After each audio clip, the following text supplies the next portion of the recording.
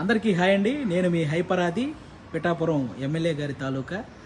ముఖ్యంగా ఇంకా ఈ ఓటేసిన గుర్తు పోకముందే కూటమికి గుర్తుండిపోయే విజయాన్ని అందించినటువంటి ఆంధ్రప్రదేశ్ ప్రజలందరికీ కూడా చాలా చాలా చాలా పెద్ద థ్యాంక్ యూ.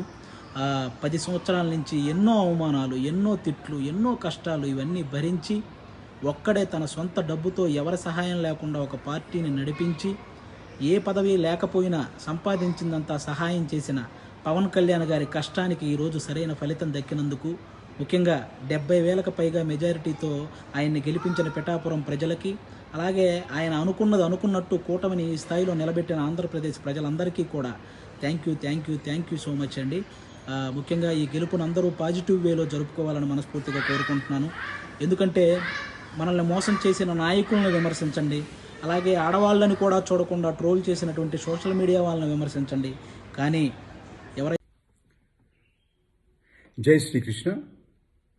2024 ఆంధ్రప్రదేశ్ సార్వత్రిక ఎన్నికల్లో విజయం సాధించినటువంటి కూటమి అభ్యర్థులందరికీ, టీడీపీ అధినేత చంద్రబాబు నాయుడు గారికి, బీజేపీ పురంధరేశ్వరి గారికి, మా చిత్ర పరిశ్రమ నుంచి చిరంజీవి గారి తమ్ముడైనటువంటి పవన్ కళ్యాణ్ గారు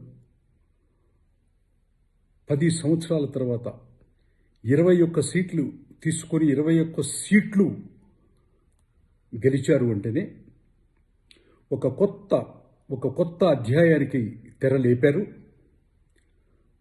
పవన్ కళ్యాణ్ గారికి ముఖ్యంగా చేతులెత్తి నమస్కరిస్తూ, సార్ మీ విజయం చలనచిత్ర పరిశ్రమే కాదు, చాలామంది ప్రపంచంలో ఉన్నటువంటి యువతకి ఆదర్శంగా తీసుకున్నారు.